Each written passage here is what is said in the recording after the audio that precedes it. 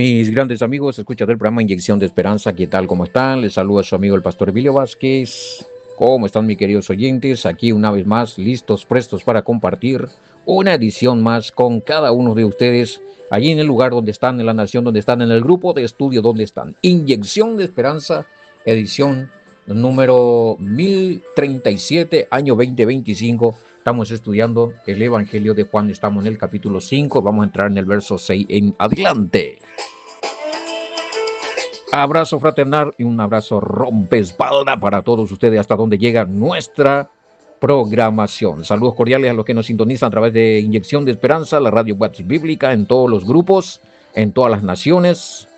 También a los que nos sintonizan a través de Atlantis FM 94.5 y Eclipse FM ahí en la República Argentina, y de Argentina a las naciones a través de internet, a través del programa La Hora de la Verdad, conducido por el pastor José Ramón Centurión. Saludísimos, fuerte abrazo rompeespalda a Chile y a los que nos sintonizan a través de Radio Bendición Lampa 91.9 FM, a través de la mano del pastor Pablo Real desde Chile a las naciones a través de internet. Desde la congregación Centro de Remanente Fe y Adoración, aquí estamos con ustedes con el Ministerio Inyección de Esperanza, al más 595-985-68-98-24, sus mensajitos por favor, estamos recepcionando aquí, tratando de responder a lo que tenemos que responder aquí dentro del programa. Respondemos a lo que tenemos que responder en privado, respondemos a lo que tenemos que responder en los grupos y en preguntas y respuestas, como así también en TikTok. Todos los que están ahí en TikTok siguiéndome me encuentran con Emilio Vázquez, me hacen la pregunta aquí en WhatsApp. Y otros pues sí, también pueden responder, pueden hacer las preguntas allí, pero también me puede traspasar la pregunta en mi WhatsApp para que yo lo responda más rápido. Al más 595-985-68-98-24. Mi Facebook es Emilio Vázquez. El Facebook de nuestra congregación es Congregación Centro de Remanente Fe y Adoración, CDE en mayúscula. Bueno, estamos en YouTube con Inyección de Esperanza. Saludos cordiales a todos, ¿sí? Bueno, gente, gracias por estar allí.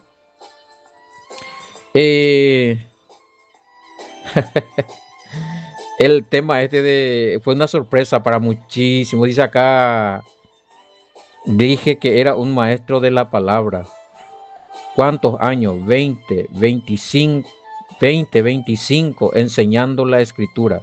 Nunca me percaté de que estaba enseñando versículo falso. Y no es el primero, ya que también en otras ediciones de su programa me percaté de que había otro versículo adulterado más. Me refiero a Juan capítulo 5, verso 4, dice aquí. No, fue impresionante. Tuve muchísimos mensajes de muchos hermanos en grupos, en privado. Fue una sorpresa para muchos realmente. ¿Cómo? ¿Cómo que no es real? ¿Y por qué nuestra Biblia esto? ¿Y por qué no se tenía que hacer las explicaciones otra vez? Romanismo, ¿qué querés que te diga?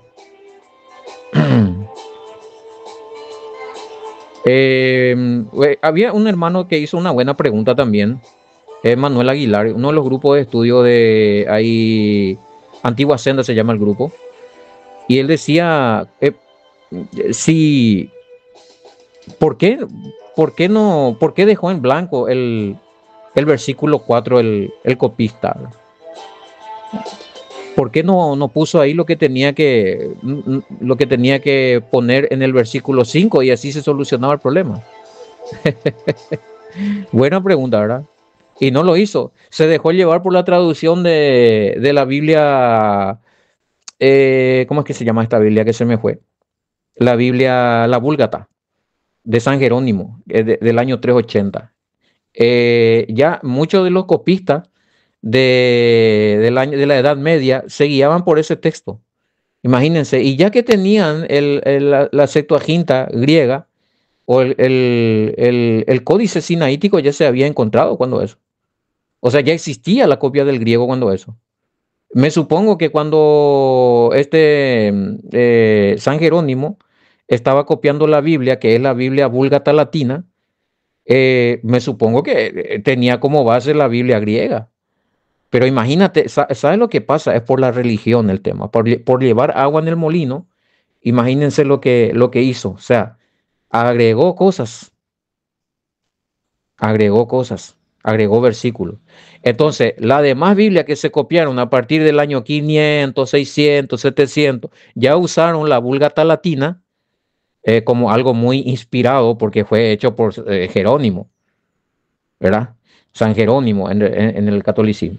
Entonces, pero ellos ni idea de que San Jerónimo había puesto algunos versículos de más, algunas palabras de más. Pero también era muy sencillo. ¿Por qué no atendieron al griego? Claro, porque ellos no se imaginaban que una iglesia tan poderosa, que hacía lo que quería, enseñaba lo que quería, prohibía lo que quería y admitía lo que quería, que alguna vez se iban a rebelar contra ellos y que iba a haber la libertad de estudiar la escritura sin la manipulación de ellos. Ellos ni idea tenían de eso. Y sucedió. Es decir, cuando Jerónimo copiaba la Vulgata Latina en la supuesta lengua sacra, en la lengua santa de en ese tiempo que el latín, o sea, él ni la Iglesia Católica se imaginaba que iba a haber una reforma 1000 años después. Pero después de que Jerónimo haya copiado la Vulgata Latina, imagínense, la Iglesia solamente ella administró doctrina, enseñanza, dogma, sin que nadie interfiriera por 1000 años más. 1100 años más o menos, porque fue en el año 1500, bueno, a fin del año 1400, 1500, que sucede esto de la reforma, la contrarreforma, el levantamiento de los mismos monjes y sacerdotes católicos que se dividen, que se levantan contra el Papa, contra el dogma, contra la doctrina, se alejan de la iglesia católica y forman las iglesias cristianas evangélicas, ¿verdad? Bueno. Así que hermano, como también le dije ahí al hermano, el problema es que los versículos, a priori, la Biblia no tenía versículos ni capítulos. Eso, versículo y capítulo es algo nuevo. Esto ya se le puso ahí por el año 1100 más o menos. Pero nunca tuvieron versículos. O sea, cuando el escritor de Juan escribió el relato del Mesías en Juan, no existían versículos, no existía capítulo, ellos lo memorizaban y ya. Dice, por ejemplo, dice el libro de Isaías, tal cosa, tal cosa, tal cosa, ¿verdad? El libro de Isaías, tal cosa, tal cosa. Pero nunca citaban capítulos. Por eso tenían que memorizar y tenían que familiarizarse con los libros. Entonces, probablemente, ¿por qué dejaron en blanco allí el 4? Por dos motivos. Uno, porque ya cuando se copiaba esto, perfectamente ya en la Edad Media o en adelante, la Reina Valera y otros, ya cuando eso existían los versículos, entonces dejaron en blanco algunos porque sabían que en algunas versiones, que en el griego no estaba eso, dejaron en blanco ahí. El mismo griego, al traducir, deja en blanco ahí. Porque no había nada, ¿sí? Pero era muy sencillo. En vez de dejar el espacio en blanco ahí, porque no pusieron ya directamente el versículo 5. Bueno, y así. Por eso es interesante analizar esto, la perspectiva eclesiástica, la escritura monástica, los palimpsestos, el surgimiento de las demás escrituras, Biblia del Oso, Reina Valera, sus autores, compositores, traductores. Se van a dar cuenta de que estábamos inmersos en un mundo de cristianismo católico. Todos esos son traducciones católicas, porque todos ellos derivaron de la Iglesia Católica. Por eso es que a veces algunos hermanos se ofenden cuando este país Toro, el sacerdote Toro, le dice a los evangélicos que son hijas de la Iglesia Católica. Y muchos evangélicos, sin conocer la historia, se enojan y se ofenden. Pero, hermano mío, mientras ustedes sigan usando la Biblia católica, mientras ustedes sigan usando la teología católica, los dogmas católicos, las interpretaciones católicas, no, es que quiere que le diga. Ese tipo siempre va a tener alguna razón sobre ustedes. Bueno, desde el versículo 6, entonces, ¿verdad? Supo que llevaba ya mucho tiempo Así que él le dijo, ¿quieres ser sano? ¿Quién no va a querer sano? ¿Quién no se va a querer sanar? No tengo quien me meta en el estanque, dice allí. Cuando se agita el agua y entre tanto que yo voy, otro desciende antes que yo, dice. ¿Sí?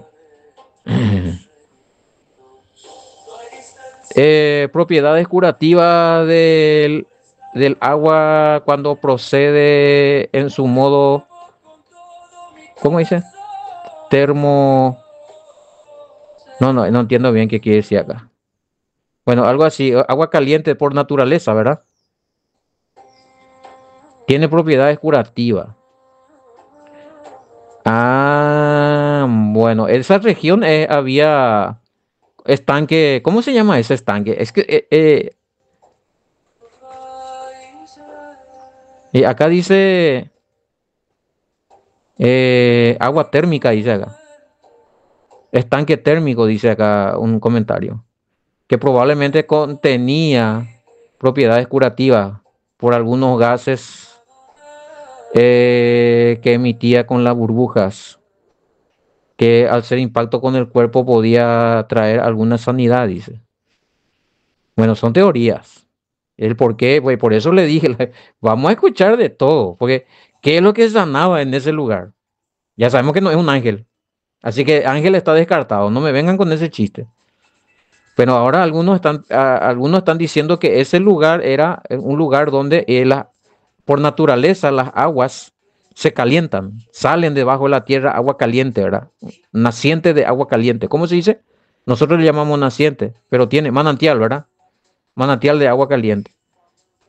Algunos tienen propiedades curativas, dice, por algunos gases que no dañan, pero que si al hacer impacto con el cuerpo, sanaban, dice. Bueno, esos son, pero también tienen que demostrar eso, pues, científicamente. Pues sabemos que aquí estamos comentando. Son argumentos. Podemos dejar como, Luis, podemos dejar esto como argumento. No podemos decir que eso fue lo que pasó. Pues nadie explica. O a lo mejor si alguien tiene algún libro paralelo histórico de ese tiempo que nos pueda explicar ahí algún dato de qué sucedía. Ahí sí ya es otra cosa, pero yo hasta ahora no estoy encontrando. Sepan que he investigado, pero sí, así también como ustedes, conjeturas lo que encontramos. Que lo que sanaba era el agua, la burbuja que salía y no era que el ángel hacía. Como ellos no podían explicar científicamente qué es lo que sucedía, es que es el agua que salía de vez en cuando era agua térmica y que de vez en cuando salía burbuja debajo de la tierra, ¿verdad? Que contenía alguna propiedad curativa. Entonces ellos no sabían qué era eso, ¿verdad? Pero ellos, por eso él le dice, no tengo quien me meta en el estanque cuando se agita el agua. Eso sí está bien. No es cuando el ángel agita, no, ahí no dice. A ver, dice aquí Antonio, entonces, ¿por qué el enfermo asegura que el ángel agita el agua y no tiene a nadie quien le ponga en el agua? Pero yo no encuentro ahí, Anto, por eso te estoy diciendo. No sé qué versión está. Yo estoy leyendo la Reina Valera. A ver, vamos a ir en otra versión. Por ejemplo, esta es Adón le respondió el paralítico, no tengo a un hombre que me sumerja en las aguas cuando son agitadas. Mientras los intento, otro va primero. Esta es otra edición bíblica. Código Real dice acá. Reina Valera tampoco nos dice. Ahí le respondió el enfermo. No tengo quien me meta en el estanque cuando se agita. No dice cuando un ángel agita. En el griego. Y ahí ya solucionamos. Si en el griego dice Israel ángel, ahí sí que tendrías razón que habría una contradicción tremenda. Estoy teniendo para cuando sea agitada el agua, dice hermano Antonio, acá en el griego, ¿de dónde tú sacas?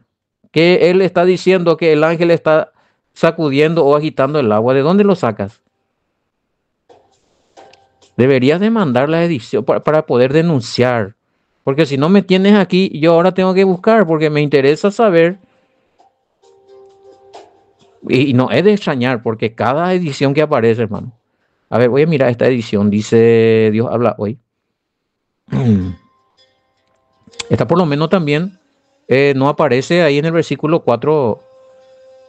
Por lo menos se mantiene fiel. Esta es una versión actualizada, Biblia Católica. ¿Ven? Ya están cambiando también. El enfermo contestó, no tengo a nadie que me meta en el estanque cuando se remueve el agua, dice. Cada vez que quiero meterme, otro lo hace primero, ¿ven?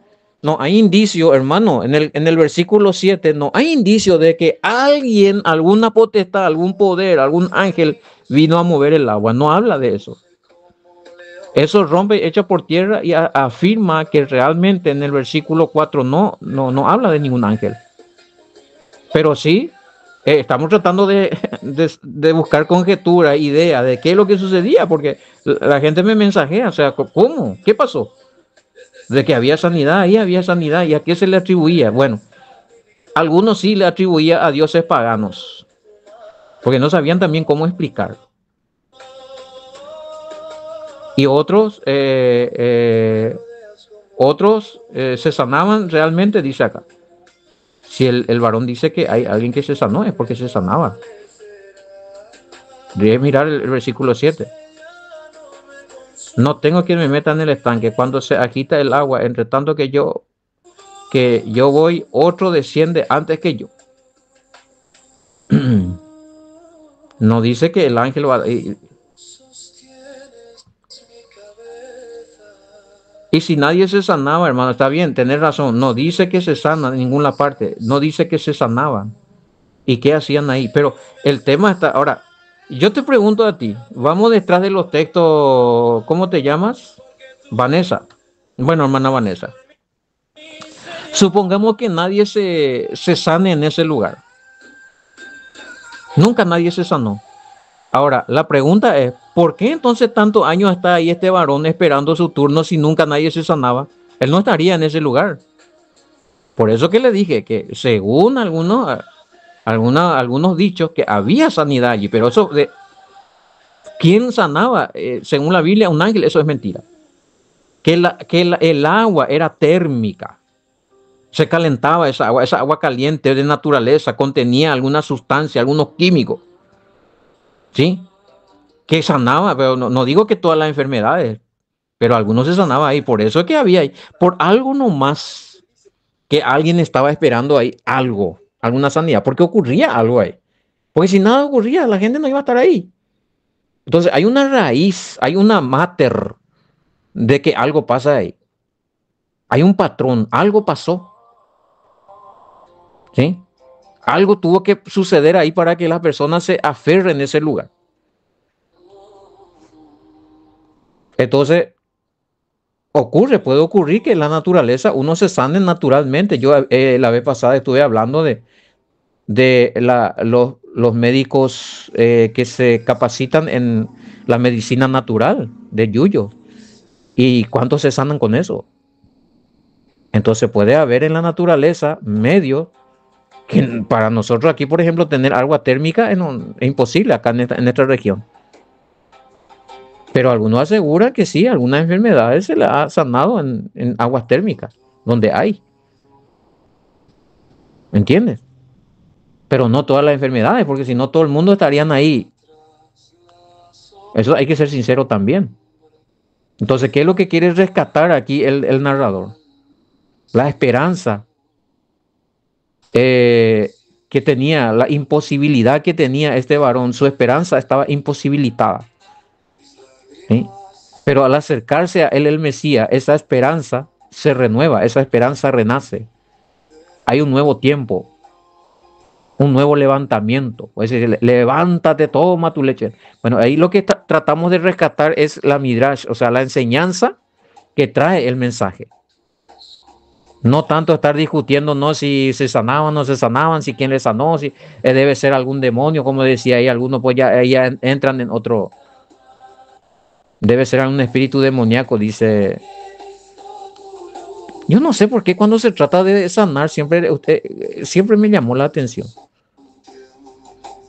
Si según ustedes un demonio es tan malo, que busca la destrucción de la persona, matar, robar y destruir, ¿por qué va a sanar? Entonces no se le puede, o sea, en la mente de alguna persona, como que es imposible que la sanidad se logre a través de medios naturales. Es decir, sí, un doctor puede sanar, pero medios naturales no. Pero si se sana por medios naturales, no, este debe ser un demonio, un diablo, un espíritu inmundo, maligno que vino a sanar. ¿Cómo? Un espíritu maligno, inmundo. Alguien que odia y detesta a la humanidad va a venir a sanar. Bueno, no dice eso tampoco. Pero como suelo decir, como es especulativo esto y se puede agarrar los comentarios que tenemos ahí, pues cada uno va a sacar sus conclusiones. ¿Qué fue lo que pasó? Ya escucharon, algunos dicen que demonios que sanaban. Otro dice que es el agua misma en sí, el agua caliente en sí. Bueno, otro dice no, probablemente que nunca nadie se sanó, pero entonces, ¿qué estaba haciendo el enfermo ahí tantos años, verdad? Quiere decir que hubo algunas sanidades. A ver, algún comentario más por aquí.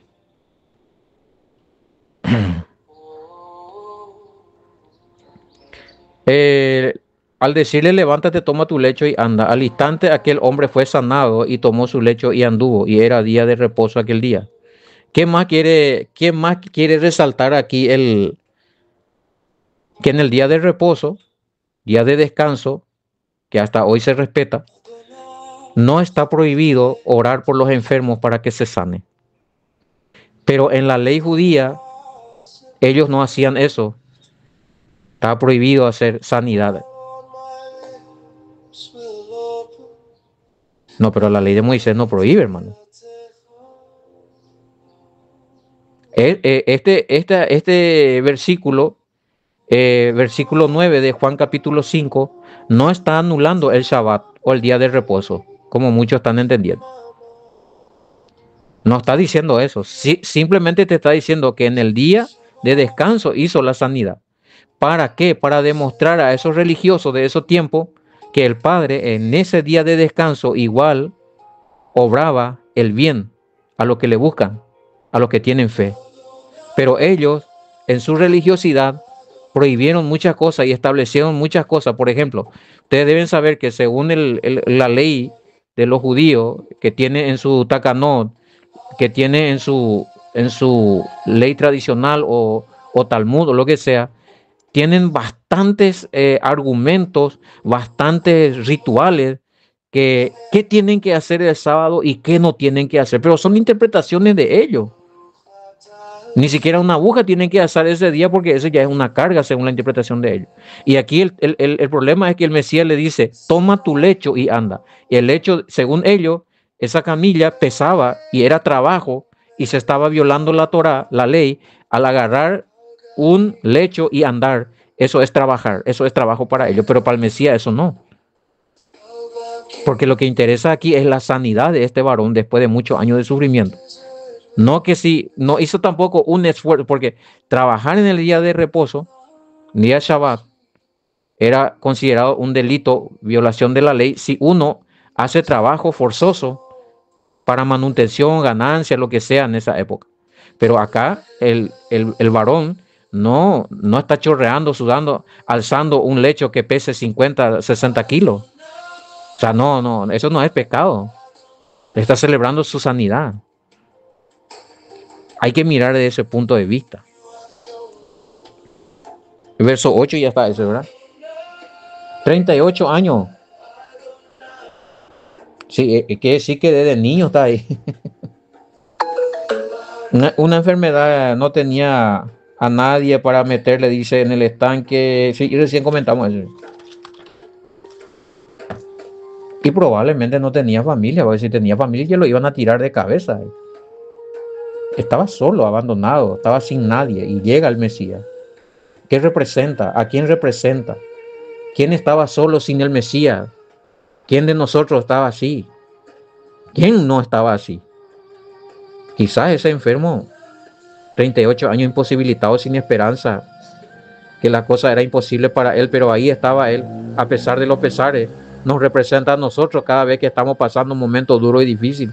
Sabemos que es muy difícil la situación, muy grande la situación, nos supera 1000 a 1, pero ahí nosotros nos plantamos porque, no sé, algo nos detiene ahí, algo va a pasar, ¿sí? Y probablemente este varón tenía esperanza, tenía alguna porción de fe de que alguien le iba a tirar en el agua, por eso se quedaba ahí, si no, no se iba a ir. O sea, yo pregunto, ¿cuál es tu porción de fe que tienes ante esta circunstancia medio imposible que estás afrontando? ¿O te vences? ¿O te dejas vencer? ¿O estás esperando igual, firme, batallando allí, aunque todo esté pata para arriba en contra tuya? Tienes que creer de que va a salir bien, algo va a suceder. Y si ya estás creyendo en el Mesías, en nuestro Salvador, entonces el Padre no te va a dejar impune. Algo va a pasar, algo va a suceder. Y serás levantado de esa situación. No necesariamente la manera que tú estás esperando. Quizá este estaba esperando que alguien le agarre y le lance en el agua, pero la sanidad le vino de otra manera, de algo mucho mejor, ¿sí? Directamente del Mesías. Nuestra sanidad va a venir directamente del cielo muchas veces. Nuestra provisión viene directamente del cielo, provisión del Padre, el sustento que necesitamos, no de la persona o la empresa o alguna cosa que estamos esperando. El Padre va a hacer algo celestial grande que va a mover a las personas para que tú recibas lo que tienes que recibir. Por ahí van las cosas.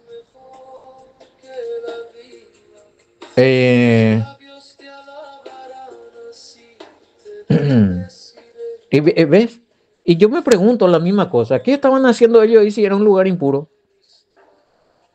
Claro, desde lejos mirando, controlando, pues el Mesías entró ahí y era un lugar pagano, ¿verdad? Para ellos. Y ahí ya hay un problema. Entonces ellos, ahí, el Mesías que entró a hacer ahí, ¿cómo entra en medio de esos impuros? Dos, hace sanidad en día de reposo diciéndole a la persona, agarra tu camilla y vete. Le ordena en el día de reposo a la persona que cargue una camilla. Eso es lo que ellos condenan, pero no se dan cuenta que ese varón estaba 38 años postrado ahí. A ellos ni le inquieta, ni le emociona, ni le agradece al Padre por lo que está pasando, por la sanidad de esa persona. Pero a ellos les preocupa que esa persona agarró una camilla y alzó en el día de descanso. Religiosidad total. Claro que sí, hermano. Si hay necesidad, nosotros tenemos que apoyar a los que necesitan, por más días de descanso que sea. La vida está primero, la salud está primero, el sustento está primero.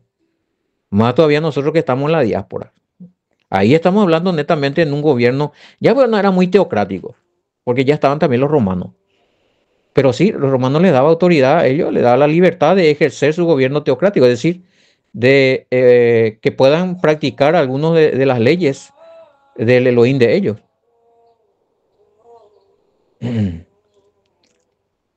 Pero nosotros estando aquí en una nación distinta, no en Israel, ya en un gobierno distinto, obviamente que hay muchas cosas que no vamos a poder hacer en Shabbat, en día de descanso, pero vamos a guardarlo en nuestro corazón. Pero hay cosas que sí lo vamos a poder hacer, vamos a tener la libertad. Unos pueden, otros no, y avanzamos igual, porque estamos en otro tiempo. Eso ya he hablado bastante, muchas veces, hermano querido. He explicado de mil y veces que cada circunstancia, cada situación de guardar el Shabbat. Están los que pueden guardar, que lo guarden. Los que no pueden y quieren que sigan orando para que el Padre le permita. Pero si no pueden guardar, no pueden, porque están bajo autoridad, bajo mandato de un patrón, de una empresa, del gobierno, del Estado, lo que sea. Hay que trabajar, porque si no, no te va, te sacan el trabajo, pierdes el sustento. O sea, tú no estás pecando por rebeldía, ¿sí? Entonces, tú estás trabajando ese día porque tu patrón te exige. Y si no lo hace, vas a perder el sustento. Que rinda él cuenta por ti. A ver. Bueno, si tienen más preguntas al respecto, vamos a estar respondiendo en privado también. Les espero ahí en los grupos de enseñanza. Tenemos algunos grupos de enseñanza. Seguimos esperando a los que quieren estudiar para líderes, maestros, maestras de la palabra, que sienten el llamado para abrir un grupo para enseñar netamente otra vez otra camada más de líderes. Contáctese al más 595-985-162-975 y vamos a estar explicando más de esto. ¿Quieres saber más del día de reposo? ¿Se trabaja, no se trabaja? ¿Debo trabajar, no debo trabajar? ¿Cómo qué tengo que hacer? Todas estas cosas. Vamos a ir explicando también ahí en los grupos de estudio si preguntan, o en el privado si me preguntan, o depende ya de ustedes. Eso ya queda a su cargo.